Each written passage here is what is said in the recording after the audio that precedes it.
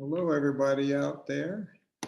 August 6th, 2021, Gruhn Guitars. I'm George Gruhn, and with me is Tom Bukovac, one of Nashville's truly noted session players. His credentials are probably better described by him than by me, but you've recorded with so many people over plenty of years. I know Vince Gill considers you to be one of his favorite folks to accompany him on session work. And you play a lot of vintage as well as new guitars. Oh, yeah. Mostly vintage, is that right? That's right. That's right. I think the only new guitar I recall selling to you is the DSS 17 Martin, which was a surprisingly inexpensive guitar, but you liked it. Yeah, I do love that guitar. It's great, and yeah, I like. Yeah, man, I think I've always been since I was about 18 years old. I got my first vintage guitar. It was like a chopped up 60s SG special that somebody had messed with, and I was hooked on it ever since. And I don't know why, but I've just been obsessed with vintage guitars. And coming in here is dangerous for me, because this place is just the mecca of all things vintage.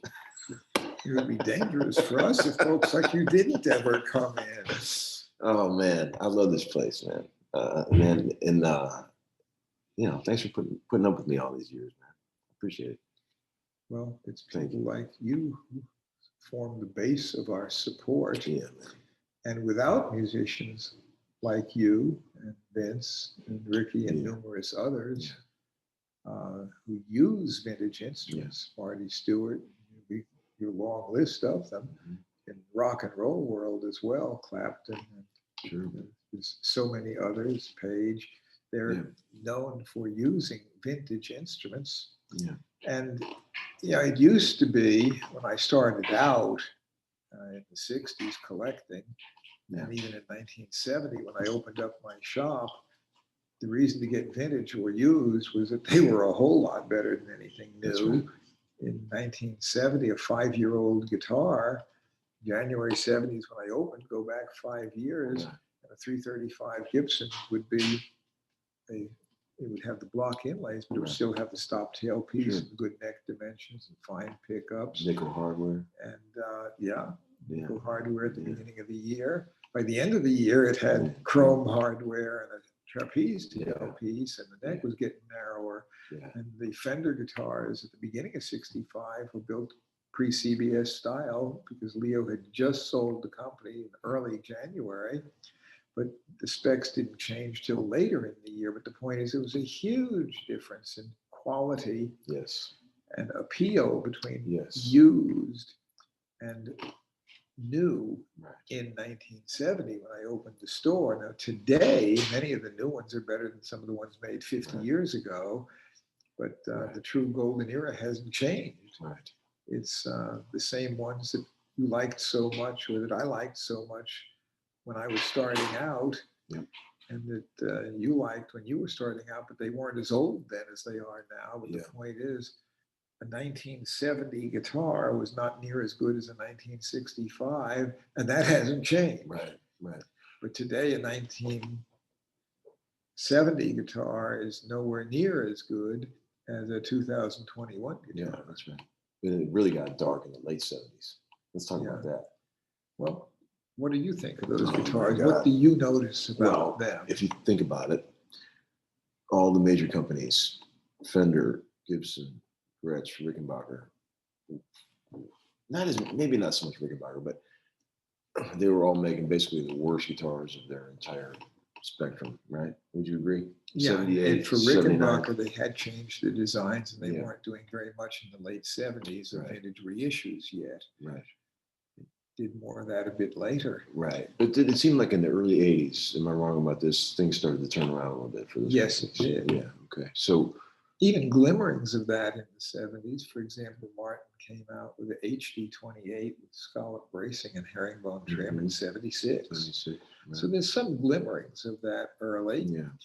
And but in general, the 70s was a pretty dark time, with a few exceptions. But great music, Yeah, there was oddly enough. wonderful Right? music, Great music, yeah. and it was being played mostly on old instruments. Right. But if you were like a rock star in 1978, and you just put out an amazing record, wildly successful, you went into a music store, you didn't really have a lot of choices of a great electric guitar, brand new, did you? 1978. No, it was very limited. That's why everybody started playing BC Rich at that point. Would you agree with that?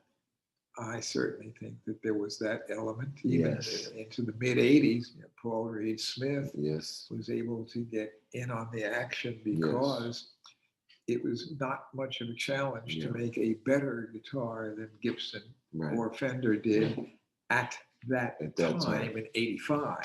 Right. And he made a guitar that tried to combine the Gibson and Fender sounds in one instrument. Yeah.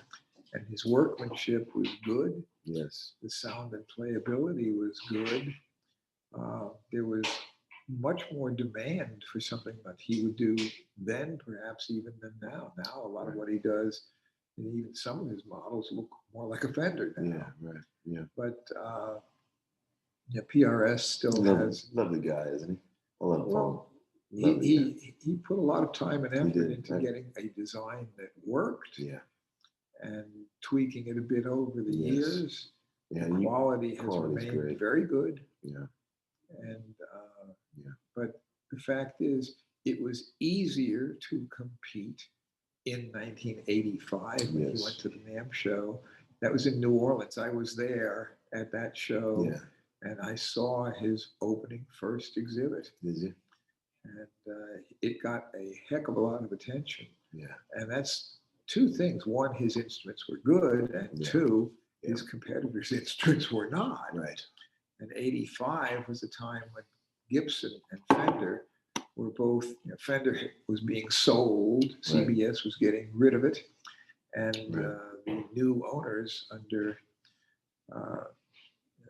that just, they had no US factory. They didn't buy the factory or the equipment. So all they got was the name, the licensing agreements, what about whatever patents, but they had only imports. And then Gibson was sold shortly after. In very early 86, Gibson was sold by Norland to Henry and his partners. But the point is, the quality of Fenders and Gibsons in 85 was, and the financial condition of the company was at an all-time low. Yeah.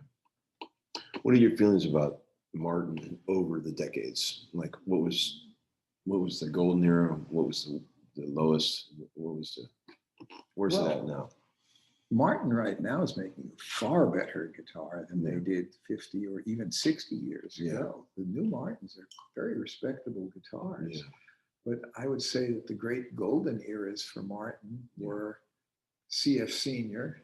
Okay. So most of that, a lot of that's pre-Civil War, but that's their golden era for gut string guitars, beautifully crafted instruments that are very collectible, but not the kind of thing that most modern classical guitarists would play, nor are they steel string that people like you would likely play. And then the next period that was a true golden era for Martin was under Frank Henry Martin in the period from the mid-20s through late 1930s, but particularly 27 through about late 1938, when they were doing the forward shifted scallop bracing, steel string designs.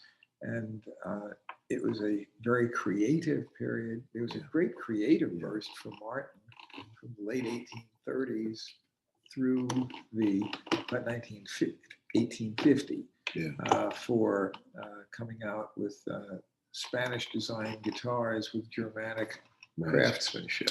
I'm sure you've read it 1,000 times, but that Martin book is with Stephen Stills doing the forward. It's pretty amazing. That book, I've read it like 3 times, and the stuff you learn in that book about the early days of the company is amazing. Like when they talk about how Martin didn't even want to build a dreadnought, but the rebranded Ditsons who actually made them build it or paid them to build it. Yeah, well, of course, if you want to look at it, that's not necessarily what Martin would consider the early days of the Well, of company, course. because Yeah, the Ditson Dreadnought came out in 1916, okay. and the Martin brand name on a Dreadnought came out in 31. Yeah. But Martin had been in business since 1833, Right. and CF Senior had actually worked for about 10 years for Johann Georg Stauffer in Vienna. So the early design Martins were Viennese design, and then they switched to a more Spanish design, which was under CF Senior.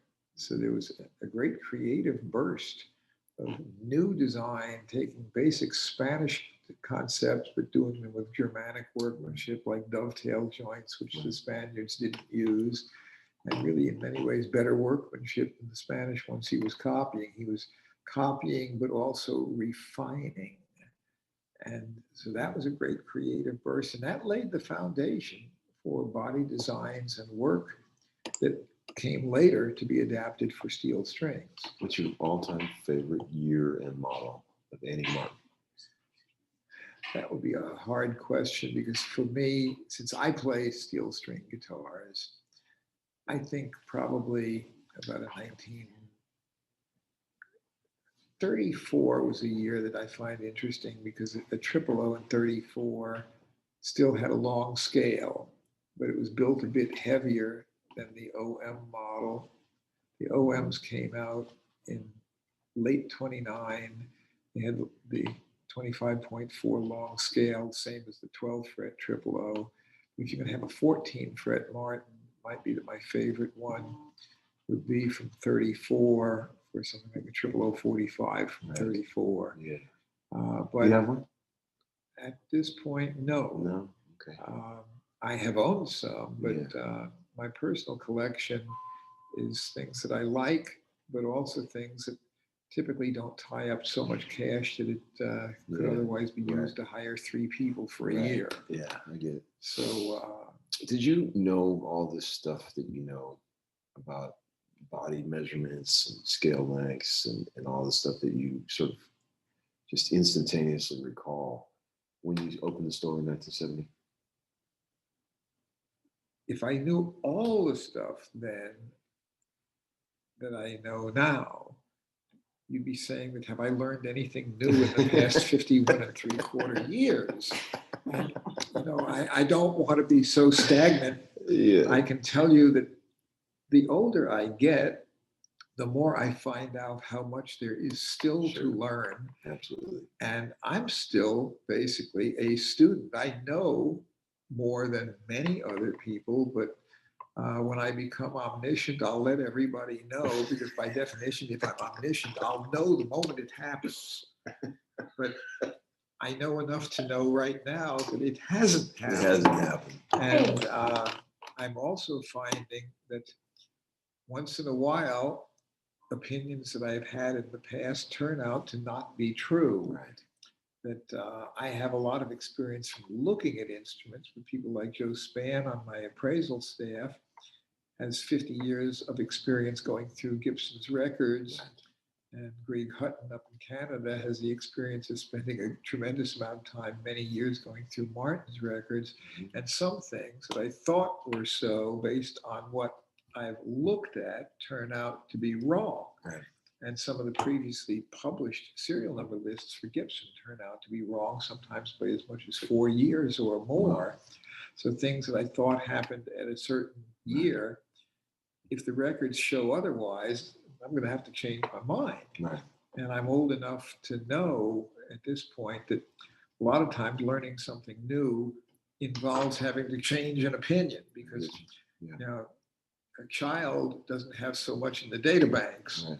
They can learn something new and it fills an empty slot there. Yeah. They're just as smart as we are, and they may learn even quicker than we do, but we have learned a heck of a lot of stuff over the years. And some of the stuff that we really were confident is so, turns out not always to be exactly true. Right. So that we have to unlearn something in order to make way for something that's new, that contradicts what we had previously thought. Yes. So no, I don't know everything now. Exactly. Did I know all in 1970?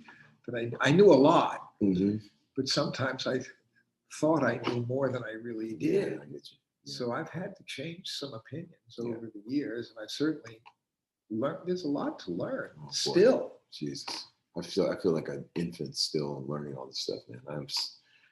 I'm about at first base in my full understanding of what this is all about. Well, that would be sort of like saying, when you started out and you did your first session, you were pretty good. But did you know everything then that you know now? God, no. That would also be a statement. You haven't learned anything new and you haven't improved. Don't you still?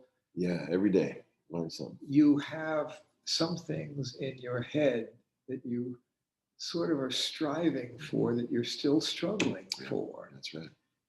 And you're not completely satisfied. Never. And the people who are completely satisfied are the ones who aren't creating anything new. That's right. And all they're doing is resting on their previous accomplishments. But you don't achieve higher than you aim for. And if you think you've achieved total perfection, then there's no further striving to improve. Right. And it gets stale. Exactly. Kind of boring. We better get to some of these questions. Actually, there's just one. Someone wanted to know what the Martin book you were referencing was. I don't even know the name of it, but it was a very popular. Man, you would know. I know. All I remember is that the foreword was written by Stephen Stills, and it's what I loved about the book is I'm sure it's readily available. I don't. Well, there's half a dozen books right now that are available through the Martin store as well as through us. That there are some very good histories of Martin. And there's actually, if you really want to study about Martin, there's about half a dozen books. And you can check our website, they're available. And you can also check Martin's website, but it is one of the best documented companies of all because they've been around since 1833, and with the exception of the 1840s when their logbooks somehow disappeared mysteriously, their record keeping has been meticulous, and even for the 1840s, it's pretty good. So far as I can date instruments sometimes with the help of Gruhn in Canada, who's spent years going through Martin's files. But the point is, we are able to quite accurately date Martin's and sometimes even find the original correspondence between Martin and whoever ordered the guitar, going back even into the 1830s and 40s. Wow. Amazing. Gibson's records are not nearly as complete, although they're pretty good. Fender's records are a murky mess, and we are really unable to verify a lot of production totals or why they did things when they did. So that's quite a different matter. But the fact is, there's lots of research going on. One of Joe Spann's jobs with me is research. Research and writing, as well as appraisals.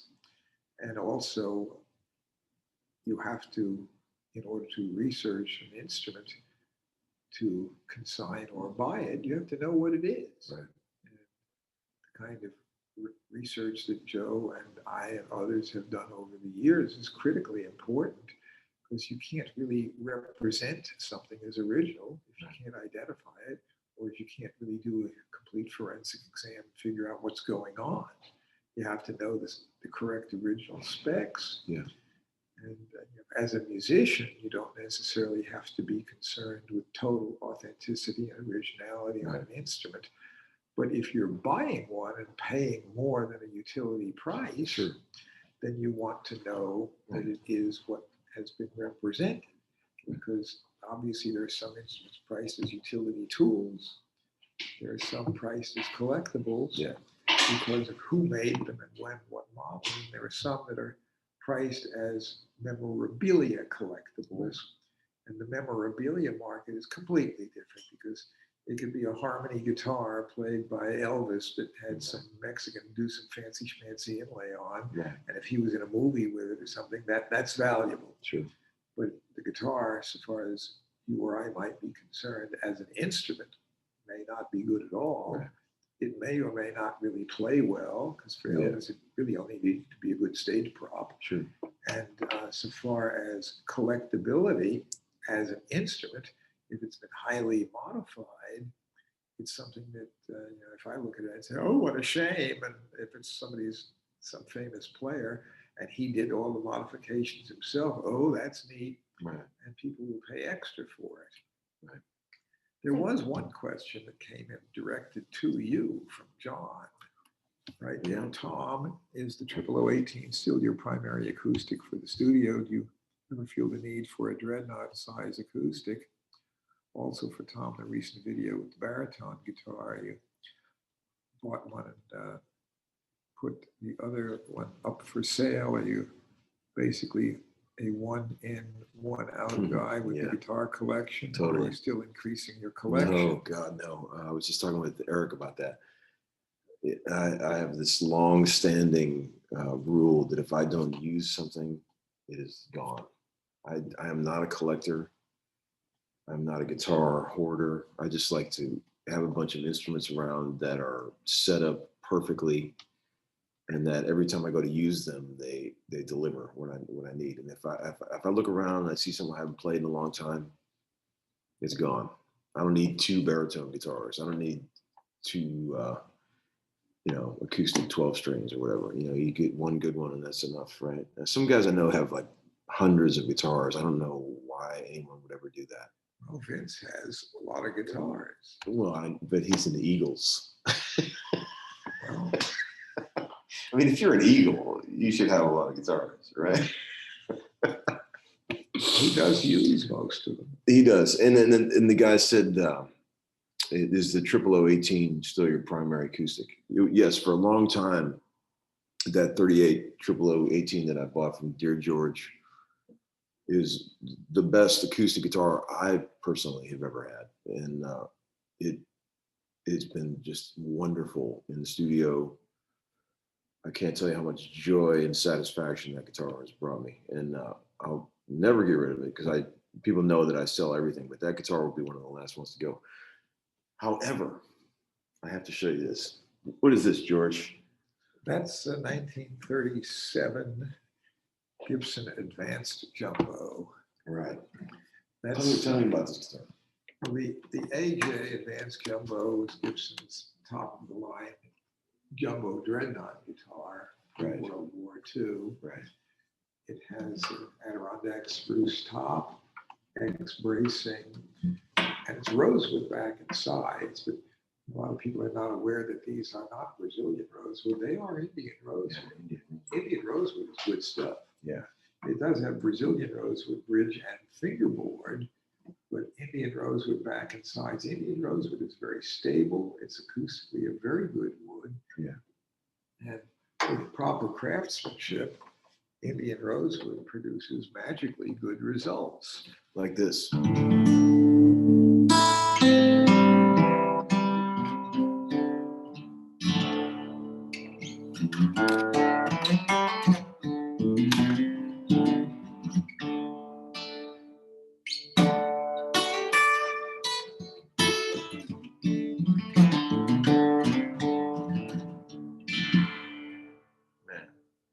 Thing is haunted, man. But that doesn't replace the 38. No, it's a totally different thing, right?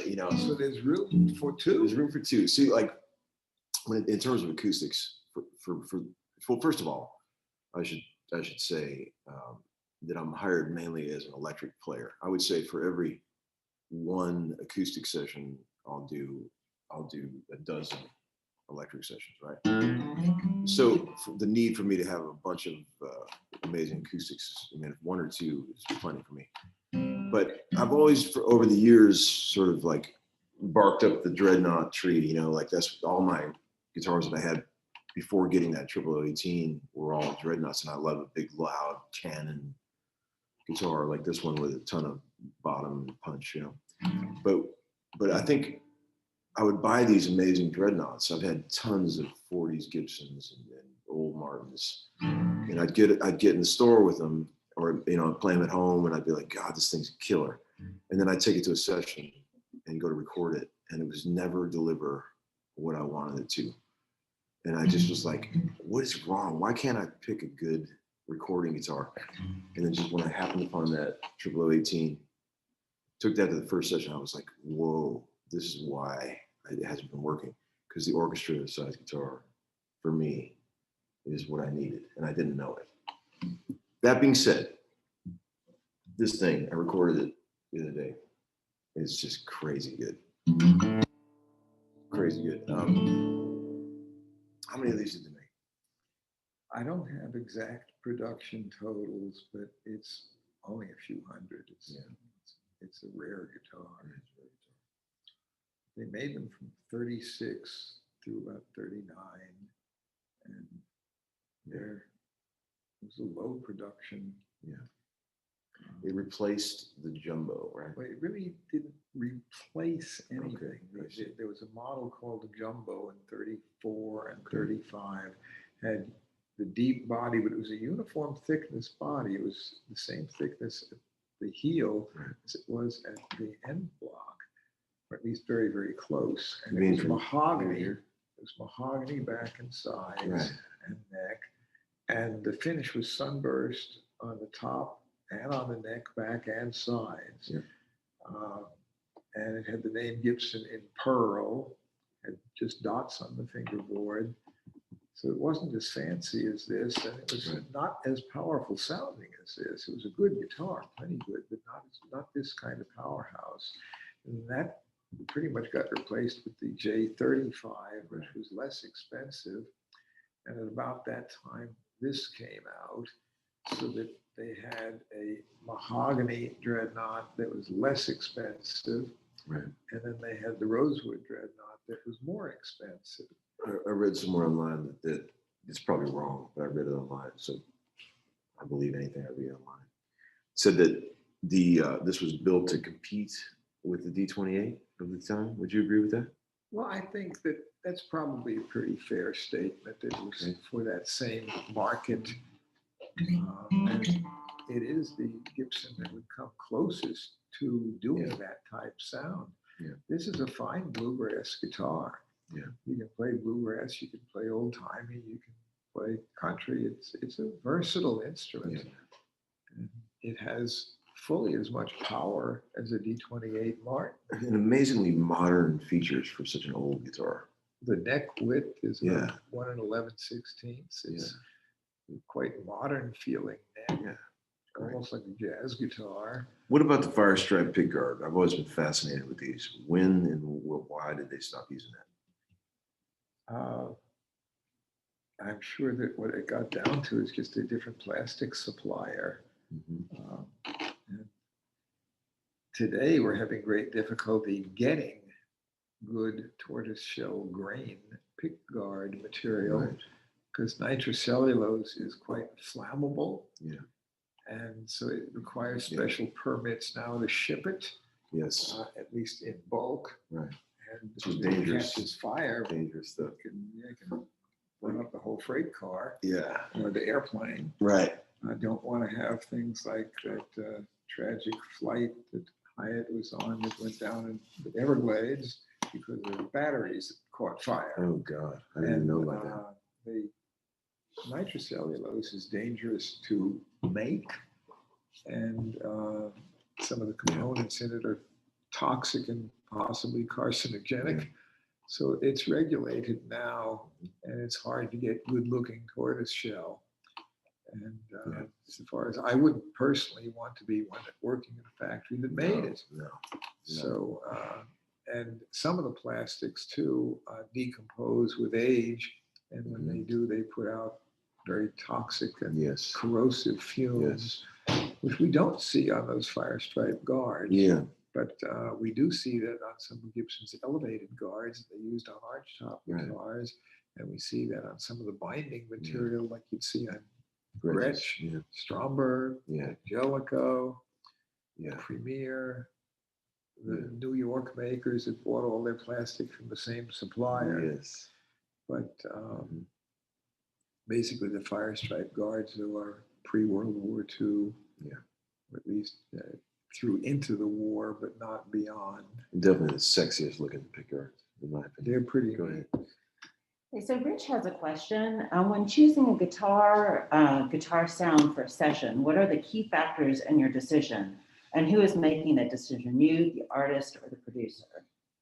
Well, it's, you listen to the song you're about to do, and when I hear like a song, I kind of start picturing what it could be, sound design wise. Like I'll think, man, this song needs a raunchy Les Paul plugged into a 100-watt Marshall with no pedals, or I'll think this song needs like a super clean, Strat sound with like otherworldly effects, So you just sort of hear the song and you go like, wow, what if I was making this record for myself, how would I paint it, right? So I'll just go choose whatever instrument I think is right, whatever amp is right, whatever pedals are right. And then you just start playing a little bit. And then believe me, the producer will let you know if you're in the right zone or not. And then they might suggest something else, But usually I would say 9 times out of 10, I'm pretty close to getting the vibe they're looking for on the first try, right? They might say, yeah, maybe try that on a 335 or try that on a telly or something. And then I'll gladly, because it is a service industry, try whatever they want. But I think it's up to the player to choose the instrument for whatever they're doing. And but the artist and the producer, of course, will give you plenty of feedback if it's not the right thing, right? Do you think that the artists today or the producers today are trying to direct you more than, say, some of the guys back in the 50s and 60s? I doubt that Grady Martin was told note for note what to play. Right, but you'd never know, man. I don't know. I wasn't around back in those days, so I don't know. But today, I don't think Brian Sutton has to take terribly much direction. Well, he knows pretty well what they might like. He does, but but we all, I'm telling you, I've been there. I mean, we all get, feel the heat from the producer when it's not exactly what they want. But it depends on the producer. Some are much more hands-on and picky than others. Some are more sort of like, you guys just do whatever you like, and if I hate it, I'll tell you. And but what happens now? I don't want to make this too long of a thing. I'll very quickly touch on this.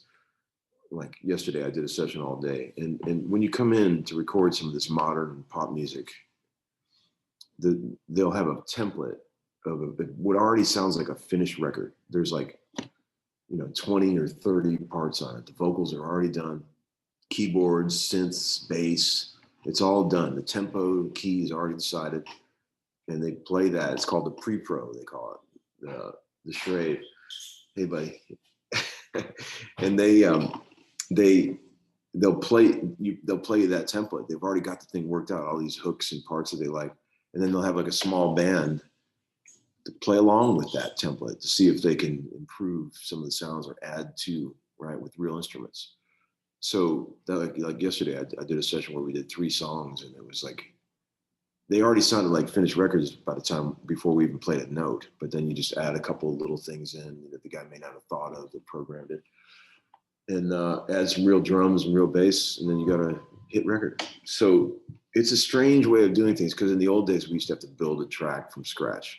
There was no pre-pro. There was no, pre-recorded stuff that you play along with. It's now that's pretty much how everybody does it. They have all this pre-production, and you got to play along with it, which in some ways it sounds very restricting, and it is sometimes, but it takes a lot of heat off the session player, because they already love the song. What they start with, they already love it, or they wouldn't be asking you to try to make it better. So if you can add something great to that pile, great. If you can't, who cares? They still love it. So it takes a lot of heat. Like I used to have to come up with the parts that people loved, right? And man, that's a lot more pressure than just adding something to something they already have, right? So in some ways, even though it sounds restricting, the sort of pop music way of doing things, it actually takes heat off of guys like us. You know, I guess too, it depends on the genre of music. of course, yeah. Of I course. doubt that bluegrass has near as much No, pre-pro. no, certainly not. Yeah, but most of the stuff that I do is just like pop type stuff. Yeah. You know, But even for Vince Gill, I doubt he has no as much pre-pro. pre-pro No. there. And that's why I love those gigs so much, because I prefer the old school way of doing things. You know, I would much I know rather. when Vince goes out on stage, Yeah. sometimes he's deciding what he's going to do while he's on Oh, yeah, stage. sure. And changing the keys right before the show, Or even in the middle of it. or in the middle of it. Yeah. Yeah, Yeah. or coming up with, Yeah. you hadn't rehearsed this number, but Yeah. let's do it anyway. Yeah. You gotta be on your toes with him. I love that. But he's very spontaneous. He is. And Hope that answers that question. Okay, good. There's a second question for you. Have you seen the Wrecking Crew documentary? Is Nashville today comparable to the LA studio scene of the 60s or 70s? Man, yeah, I've seen. I think I've seen a bit of that. I don't know if I watched the whole thing, but I watch anything I can find, like the Muscle Shoals stuff, or whatever. You know, obviously, as a session player myself, I'm fascinated with learning about how people did it in the past and all that. You know, anytime I'm around older session players, I'm a sponge at trying to ask them questions and absorb any intel I can about the way people used to do things. Like, for example, there's a guy named Billy Sanford who I'm sure you know. Billy Sanford, amazing. He's probably in his early 80s now, and he played on a million records back in the 60s and 70s. And he never did any drugs or drank or anything, so he's got a very lucid memory of how things went down. And he was always like the guy that was the band leader, like on George Jones records. And anytime I'm around him, I work with him over at Dan Auerbach's place, and anytime I'm around Billy, I ask him a million questions because I'm just fascinated with the way they did things back in those days. So he told me the other day a really crazy thing that I didn't know, but he said whoever was the leader on those, because every session has a leader, right? There's a guy that is in charge of the session, right? And they make twice the money that anyone that's not the leader makes. And whoever was the leader on those old sessions counted the song off, because everyone thinks that drummers count all the songs off, right? And in modern music, the way we do it, drummers always count the songs off. But in those days, the acoustic guitar player who was the leader of the session would set the tempo. They were supposed to know the song, and they'd count it off, and then the drummer would come in playing. Did you know that? I couldn't believe that when Billy told me that. I was like, wow, I had no idea. how do you think that well, Nashville has the Nashville number system. Yeah. And that's in some ways unique to Nashville. Yeah. And so if you compare how it was done, say, for the Wrecking Crew in Los Angeles, Right. compared to here, a lot of the guys don't read standard music notation, Including me. and if they did, it wouldn't help them because stuff hasn't ever been put on Right. paper in that Right. manner. So there's a good bit of improvisation. Yeah. A lot of those guys out in LA could read music. Right. Yeah. And you just hand them the sheet music. Yeah. But you don't very often see No. the producer come in with sheet music Never. today, do you? Once in a great while. And I just freak out when it happens because it is not my preferred way of doing things. But what I'll do when that happens, I'll say, hey guys, cool. Hey, thanks for the chart. Can you just play it once? And then while I go off in the corner, I'll make a number chart. So I don't have to look at that. Well, Because I mean, I'm way better with a number chart. You know why, George? Do you know why Nashville adopted the number chart system? for one thing, you can switch key with That's ease. it. That's it. You don't have to rewrite the chart every time you change a key. You can play it in any key with the same chart. Because that's the thing about, you never know what key the singer is going to sound good in, right? So you have to make sure you can just play the song in any key. Because even to this day, we change the keys on stuff at the last second all the time. And if you had to wait to rewrite the chart or transpose it, it would be a major time killer, right? But yeah, the music structure is the same. Yeah, it's the same. Yeah. So And that's one thing is that all of you guys can play virtually any key. Oh yeah, that's a must. Just, and Yeah. for some tunes you might use a capo, but for a lot of stuff, Yeah. no. Yeah. How often do you use a capo? I always joke around about capos because I didn't even own a capo until I was in my 20s. I learned how to play everything the hard way. If the song's in A flat, I'm playing it in A flat. Like, but I think most of the session players in Nashville don't do very much with a capo, do they? Yeah, the acoustic guys do sometimes, just for the sound, right? Because it's obviously they want that open chord sound. Open chord. But for electric guitar, they're not using a capo. Sometimes it depends on what you're doing. Sometimes it's a cool sound to capo up real high and play up in the stratosphere because it gives you that really cool crystal sound, just like for an effect, But I don't use a lot of capos because one thing that's a fact is if you're trying to play anything that sounds authentic, if you're trying to do like an old school soul track or something where you want it to sound authentic to like a 60s R&B kind of vibe,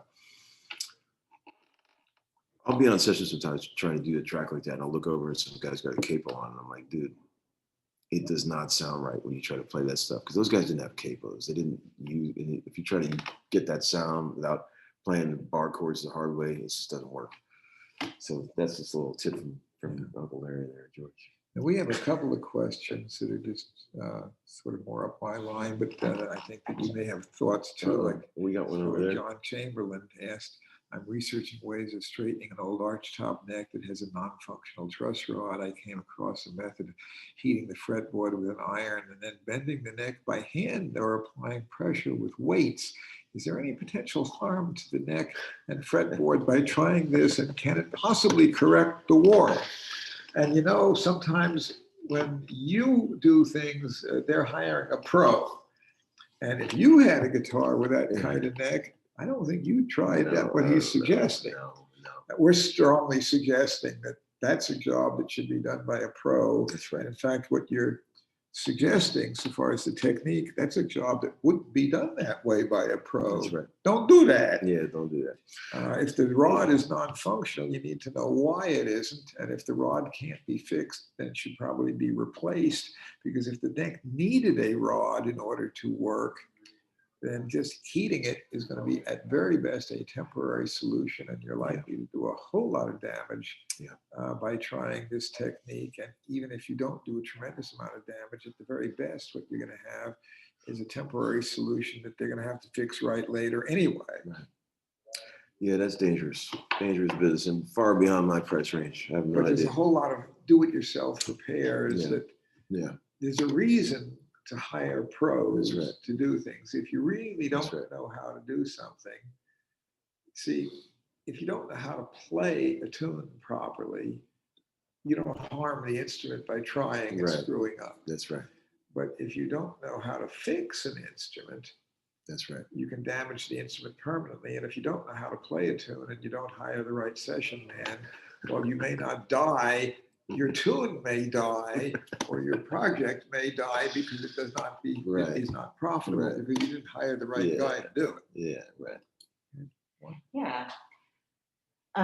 What was your first guitar, Tom? And what was the first guitar that you really loved? Great. I don't think I've ever talked about this on a homeschool, which is funny because I should have. My first guitar was do you remember the off-brand Ovations called Applause? Oh yes. I had a metal neck with integral built-in frets. Was it true that the composites they used to make the backs were from a failed experiment to make helicopter blades? That's true. Well, the company Command was Command Aerospace, and they were using helicopter prop technology for the backs. Okay. How old were you? Oh Lord, oh God, I was real young, 8 years old, something like that. And I wore that thing out. And then my first electric was a cheapo Japanese SG copy that my brother got for $20 called a Crestline. And man, I was proud to have it. But when I was about 13 years old, 12 years old, Christmas Day, my family had chipped in, and I opened all my presents, right? And I was like, And I was fine with all that. And they said, "Oh, Tom, look behind the couch." I looked behind the couch and I saw a case back there, and I was like, "Oh, cool, a case for my SG." No, open it. And I opened the case, and it was a brand new '79 black Les Paul Deluxe with 2 mini humbuckers. You remember? Not particularly a great guitar, but I mean, in retrospect, but at that time in my life, that was a big deal. And that guitar, guess how much it was brand new, 1979? I don't recall the list price then. Throw a guess out. 79, not much over 300. Yeah, I think my family paid $500 for it from a music store, and I still have the guitar, believe it or not. And so the wholesale would have been under 300. Right. Yeah. And Yeah. they jacked it up. They jacked it up on us. Yeah. Do you hear much difference in, like I'm a big fan of Adirondack spruce. Yeah. And we have a question here for Dreadnought Acoustic. If Adirondack spruce was not available for the top, then what would be your second and third choice? No idea. No, that's a question for you. For the back and sides, what would be your second and third choice? No idea. I'll tell you what, hand me the guitar and I'll tell you if I like it or not. That's all I can do. I have no idea what. Well, I can tell you Adirondack spruce is my first happy choice. Yeah. And then after that, I'd say that Carpathian and also Alpine spruce is really great. And maybe after that, well, Sitka, some Sitka is quite good, and Lutz spruce, which is a hybrid of white spruce and the Sitka spruce, that hybrid Lutz spruce is really great. So that gives me 1, 2, and 3. That's exactly what I was thinking. But a whole lot depends too on the skill of the builder. Yes. And yes. you can take different pieces of Sitka, and some is flexed, some is loose and floppy, and Right. some is quite stiff. So there's some Sitka that sounds real good and some that doesn't sound so good. I think the Adirondack is more consistently good. Yeah. But I've heard guitars with Sitka that sounded real good. Mm-hmm. So the skill of the builder, how thick you build it, Right. how heavily you brace it, the basic design Right. of the guitar. Yeah. First and foremost is design. Yeah. Second is structural workmanship. And third is the materials. You can have great materials and great structural workmanship, but if the design is bad, Right. the thing still is no good. That's right. And if you have great materials, that can enhance a great design. But the fact is, not all pieces, even of the same species of tree, are equal. Right. And there is really some very fine sounding Sitka spruce. To say that all Adirondack sounds better than all Sitka just isn't true. And if you compensate the thickness so that it flexes similarly and gives you the right vibration, Yeah. you can, using relatively mediocre wood, if you're a skilled craftsman, produce some really good results. Especially if you know what you're doing, you have the right design, you can do a lot. Yeah. There's another question for Paul. A number of occasions, he says, I've mentioned that Martin used bar frets until late 1934. What other companies used bar frets? Frankly, after the year 1900, other than Martin, hardly anybody did. But I have an 1856 Schmidt and Maul, former employees of Martin, that has bar frets. And I've got an Orville Gibson guitar that has what we seem to be, they're bar frets, but they're itty bitty, very, very narrow frets, quite unlike any frets that I've seen. And frankly, I don't know anybody who buys an Orville Gibson instrument to play. Yeah. They're museum pieces. They're interesting. They bring a fair amount of money because they're very, very rare. They're historically significant. But the T frets have been around since the early 1800s. Okay. The reason Martin used bar frets is they did compression fretting before they put in a truss rod in the neck. I see. And they were stiffening the neck with compression fretting. Yeah. But very few makers other than Martin were using bar frets. In fact, I'm hard pressed to think of any were using bar frets after 1900 other than Martin. And they used them through late 1934 and discontinued that when they started using a steel T-bar in the neck. Right. Any other questions, Sarah, for Tom? Yeah, one is, how does your deep knowledge about guitars inform the way you play them? Oh, I don't think I have a deep knowledge about guitars. He does. I'm just a player. I know what I like. I've tried a lot of things.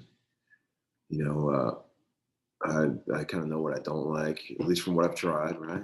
But I'm open to anything. Like I'm always like looking around for something that can inspire me in a new way. But man, I don't really feel like I have deep knowledge of guitars, especially when I hang The around. point is, you with do guys. know what you like. I know what I sound, like. Yeah, and but you know what you like and yeah, feel. but I'm still a tourist compared to And you, George. For example, you do a lot with an ES335. Yeah. And we have an example of a Yeah. nice 335 right here, late 58.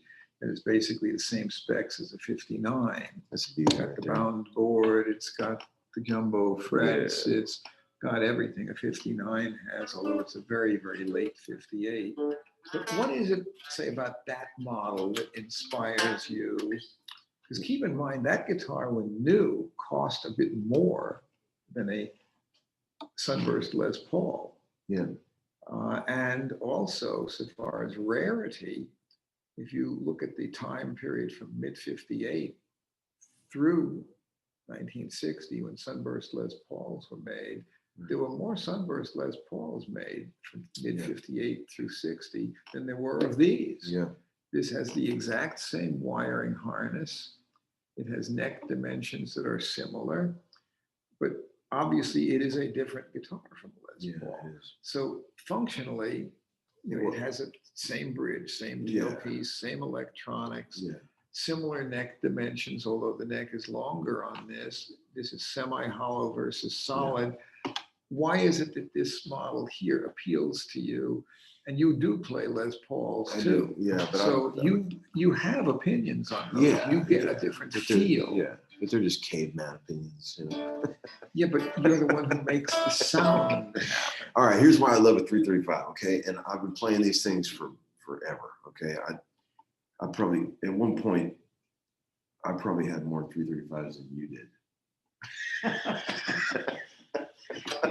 So you didn't have just one that's defying what you said earlier. I was a little.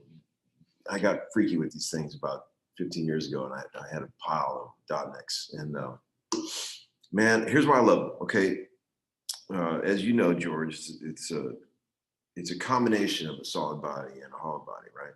You got this center block that goes down the whole guitar, which makes it behave like a solid body, but the party happens when you put these hollow feedback wings. I call them feedback wings. So when you're playing a distorted, kind of a cool, like raunchy solo, you have perfect control over the feedback. Like if you just turn the guitar to the amp just a little bit, you get a perfect squall, an octave up, and it's the kind of good feedback. It's not the bad feedback. Like a fully hollow guitar will start to squall in these uncontrollable low frequencies, but these will start to sustain feedback and squeal with really controllable notes that are like an octave above the fundamental. And man, that makes for a fun night when you're doing that, because all you got to do is turn to the amp and you got all this crazy interaction between the speakers and the guitar.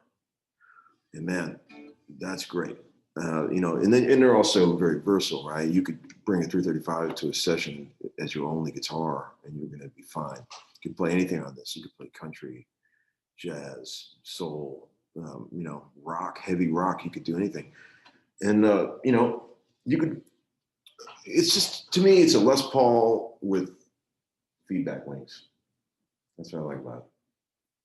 And I love Les Paul too, but these are a little more exciting for me with the. The Les Paul today costs a whole lot more. Oh yeah, it does, boy. It does. Less affordable. Yeah. Yes, it does. But the actual quality of the 335, as I said, it costs more when new. Yeah. It has the exact same wiring harness, the same bridge, the same tailpiece, the same quality of workmanship. Yeah. And it was more when new, and it's more rare. $283 for a 59 Les Paul, brand new. No, they were $265 plus case. Plus case. Case cost Yeah, extra. yeah. But you have to figure that dealer wholesale was half that. Okay. And Gibson was owned by CMI, Chicago Musical Right. Instrument Company, so that the Gibson factory didn't get 50% of the wholesale price, which was half of 265. They got half of 265 minus 30%. Jesus. And they had to make a profit while doing that so that Ted McCarty and his staff could be paid and the overhead of that factory could be met buying all the materials and everything else. Oh, really? So they make So- $100 a guitar. Basically, not much over that. Yeah, amazing. So, yeah, it was unbelievable how much Wow. our economy has changed. Oh, Lord. The cost of materials, the cost of labor. Yeah, Of course, now the dollar bought more back then. yeah, right. So, you know, we're on a rather inflationary path Yes. today. Yes. We're spending, you know, lots and lots of stimulus money, Yeah, and yeah, we're not collecting tax to pay for it. right. But speaking of pandemic, Right. how much did the pandemic affect you and others in this city? Oh, man. You know, this is sort of a multifaceted answer to that question. Like, you, like, in some ways it was horrible, and in some ways it was great. I mean, like, I think a lot of people were forced to find new ways to do things, right? Which probably ends up making them happier in the end. I mean, some people just suffered terribly. I mean, I had moments of that, but like, you know, I would have never started my YouTube show had there never been a pandemic. I had no reason to ever do something like that. I would have never done it. I would have just continued on just being a session guy my whole life, which I still do. But I'm just one example of the kind of things that people had to do, you know, to come up with a new way to make a living or whatever, right? So I don't know. I mean, like, the session scene slowed down for a little while, but then it didn't slow down for very long. I mean, for a long time we had to wear masks in the studio, which I personally hate because it's such a long day when you're wearing a mask for 9 hours a day, and that's eased up. And although yesterday I went into a studio and they had re-implemented the mask policy. Do you know that? Well, obviously, throughout the country and throughout the world, there's the concern now about the Delta variation. And my daughter Amanda in Australia says that Sydney, Australia is on lockdown. Yeah. They're putting areas of China and Korea and Australia on lockdown. Areas in Europe are being locked down. Yeah.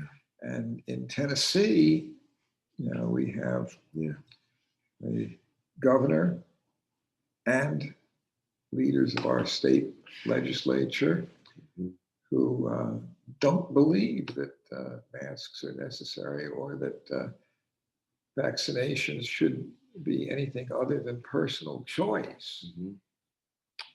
So they think it's a restriction of our freedoms to not be able to infect everybody around us. Right.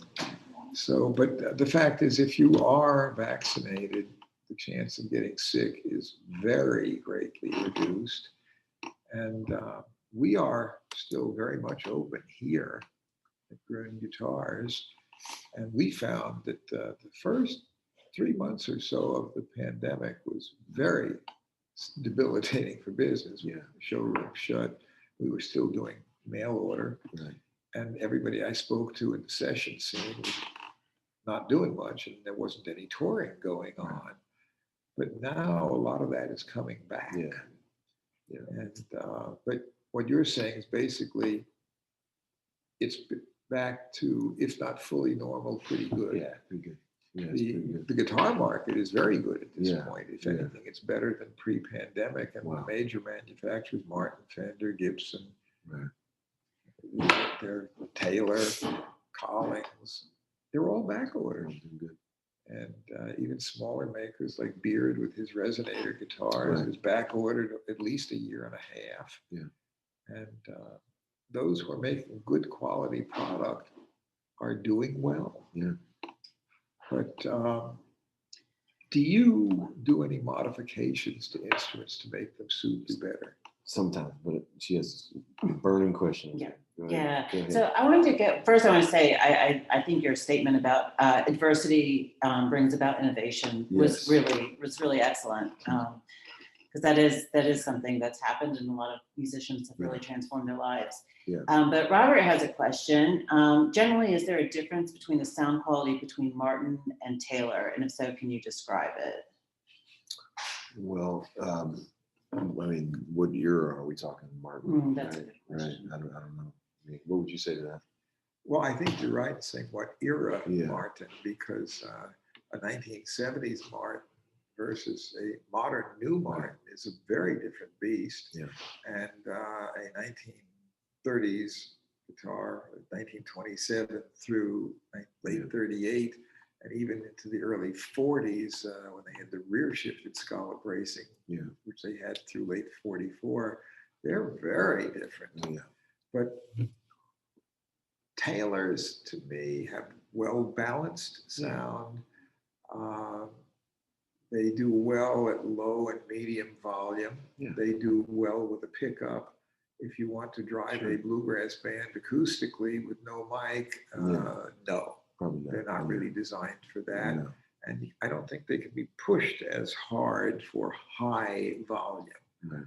But more than 90% of the Taylors sold are sold with a pickup. Right. And people who play with a pickup typically are not driving it real hard acoustically. Right. And so they're not looking for the same thing. So this is not a matter of good versus bad. Right. The Taylors do their job extremely well. Yeah.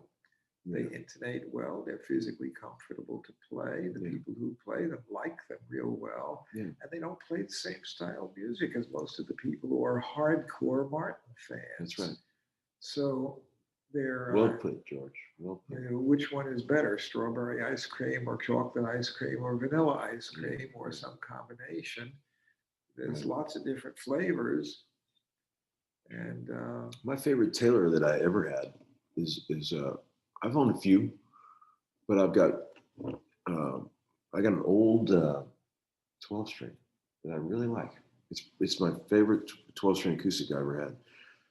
I don't know how old the thing is. Probably early 80s or something. Well, Taylor's 12 strings are known for their very excellent playability. Yeah, I mean it's a killer guitar.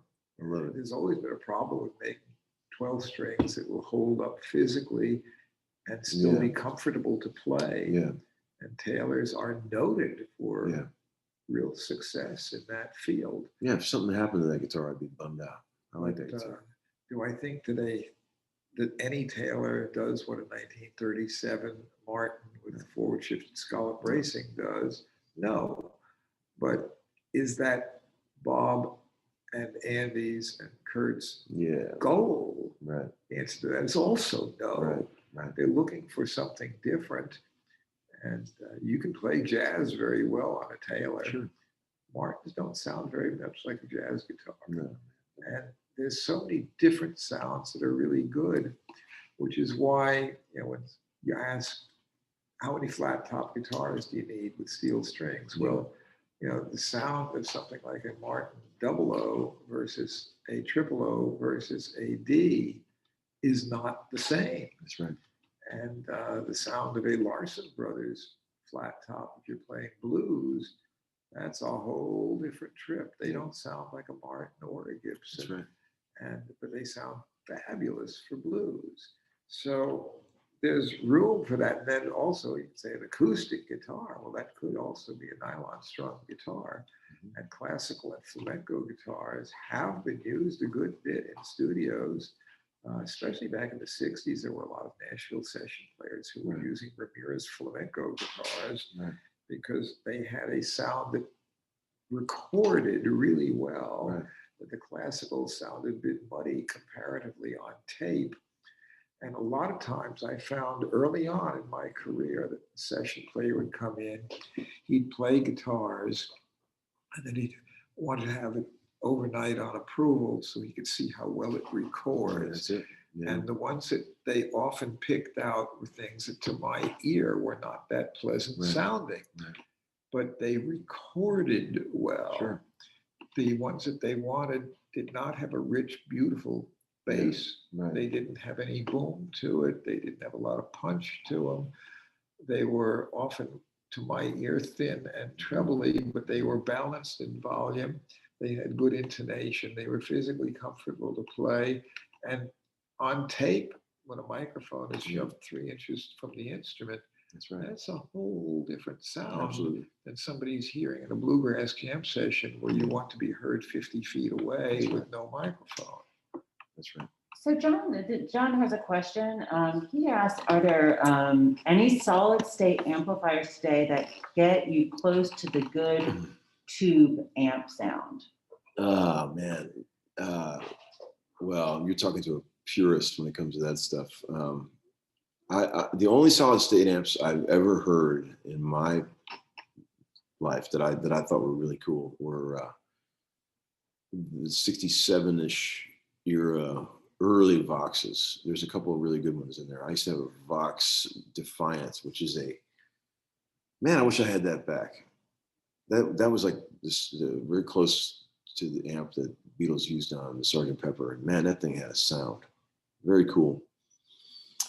And some early customs are actually pretty cool sounding. But man, overall, I'm a total tube guy. Total tubes. I gotta have tubes because anything I've ever plugged into that doesn't have tubes just does not work for me. I gotta have tubes. I think it also depends what kind of music you play. Right. For example, a lot of jazz players like those old That's true. polytone amps, That's right. but they didn't want distortion. Right. And Right. so much of your sound has to do with controlled Yes. distortion. Absolutely. And Absolutely. the tube amps do that, Yeah. and the solid state amps are the antithesis of that. Absolutely. But they still sound good for some kinds Absolutely. of music. It just Yeah. doesn't happen to be what you play. Exactly right. 100%. Absolutely. So this is kind of similar to one we had a few minutes ago in that I don't think there's probably an exact answer, but Engelmann spruce tops, could you compare those to like Adirondack or Sitka or Lutz? He could. Engelmann is softer. It's a bit more flexible. It doesn't have the dynamic range or the clarity of articulation that I think you can get with some of the others. Engelmann looks very, very similar to European alpine spruce. It's almost indistinguishable in appearance. But so far as, I just don't like the stuff. It looks like Adirondack or looks like alpine, and you hit the note and you're expecting something that ain't there. So Okay. do I like Engelmann spruce? The one word answer is no. Okay. But you can get a good sound with it, but I don't think it's as great a sound as can be gotten with some other wood. There's stuff that looks just like it that sounds better. What about in terms of electric guitar wood? What's the best electric guitar wood of all time? Well, it's hard to beat some of those old Fender guitars that have those swamp ash bodies. Right. To me, the sound of a good 52 or 3 Tele on the bridge position pickup is just magical. But you listen to what Gibson got on mahogany or what they get with a 335. What I can say is that almost every good player, when they're selecting an electric guitar, they play it acoustically first. That's before they plug it in.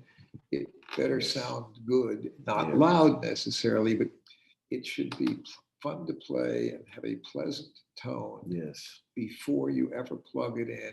If it's dull and unresponsive, Dead wood, I call it. yeah, and when Dead it wood. comes Yeah. through on the amp, this idea that you can make Yeah. a guitar with a plexiglass body, Yeah. or that the idea that the body should contribute nothing, and everything is strictly the pickups, strings yeah. and the pickups.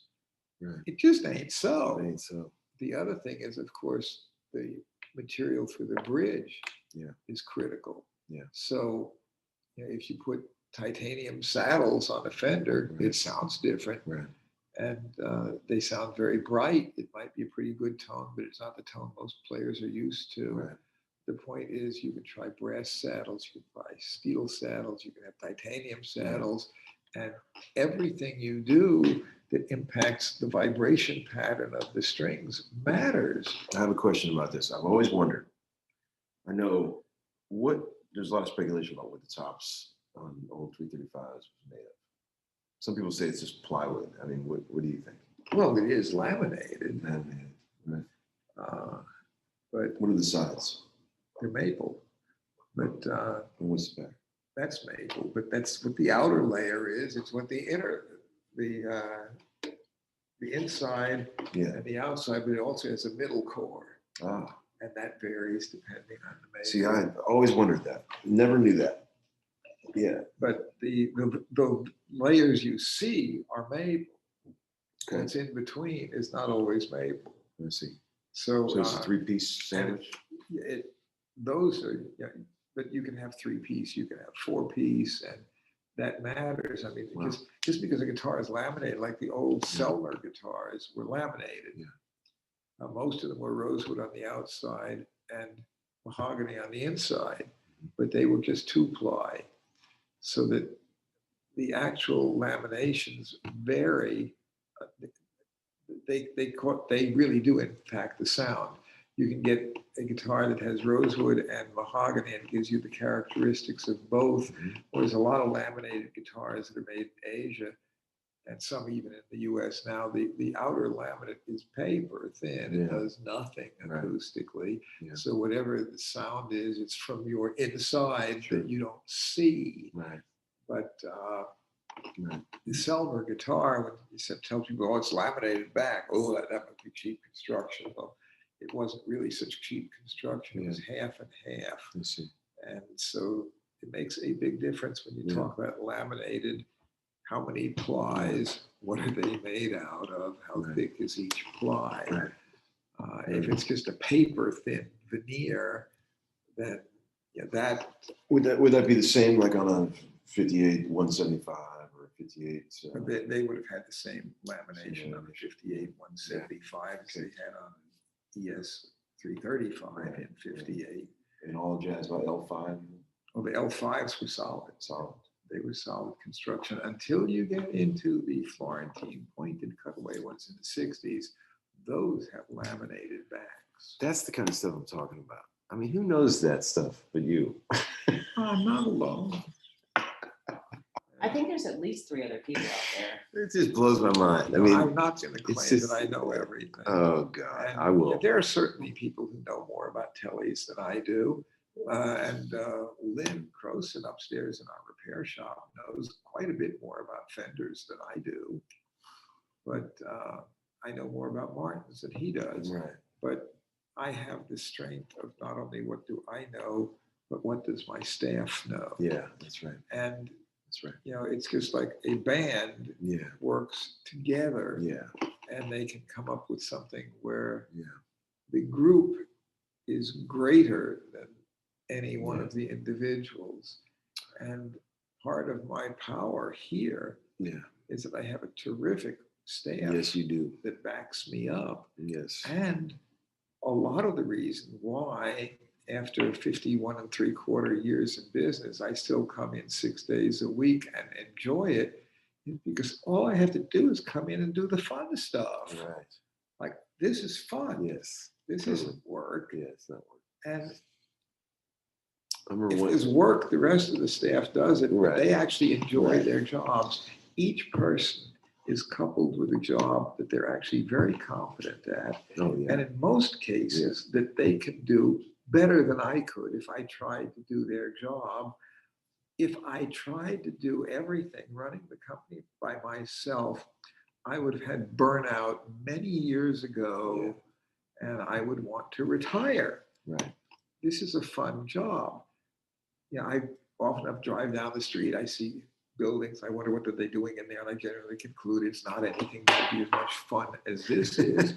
If I had a highly successful company, say doing septic tank cleaning, I would want to sell the business and retire soon, or at least delegate everything about running it to somebody, but not me.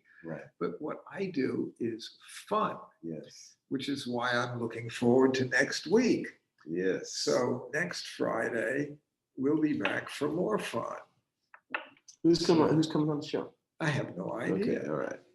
I know I'll be back. You'll be back, yeah. We might have a guest, and sometimes we just do it with just me and questions. Okay. Sometimes it's me and members of my staff, but we've answered almost every question. I think we have one guy, Gary, who wants to know if you should put a choice of 0.005 or 0.1011 to put on a pickguard, a clear pickguard. Go with a thicker one. And in the meantime, though, I'll answer that by separate email. But keep those questions coming for next week. And if there's anything I didn't answer today, George at guitars.com will get me anytime. What do you want to say? Go ahead, the moderator. Well, I just wanted to, one, thank you, Tom, for coming on the show. And two, I thought maybe as kind of parting advice, you're not just a musician, you're a father. And your kids, you said, are 8 and 5. Have they, and I wanted to ask if they started playing the guitar yet? And how have you set them up with that? Cool closing question. Proud father of 2 boys, 8 and 5. You know, they've been on the homeschooling show, you guys seen. But since they were embryos, I have been drilling into their heads like all the favorite classic music that I loved. You know, they're little musicologists and they are little music freaks. And every day on the way to school or anytime we're driving around, I'm playing them complex, deep music that is, I feel like is, I've said on my show, very nutritious, highly nutritious music, you know. And boy, I'll tell you, at this age, 8 and 5, they're really starting to respond. Like my 5-year-old, the other day we're driving around in the car and he goes, "Dad, play Fortress Around Your Heart by Sting off the Dream of the Blue Turtles album." He's 5.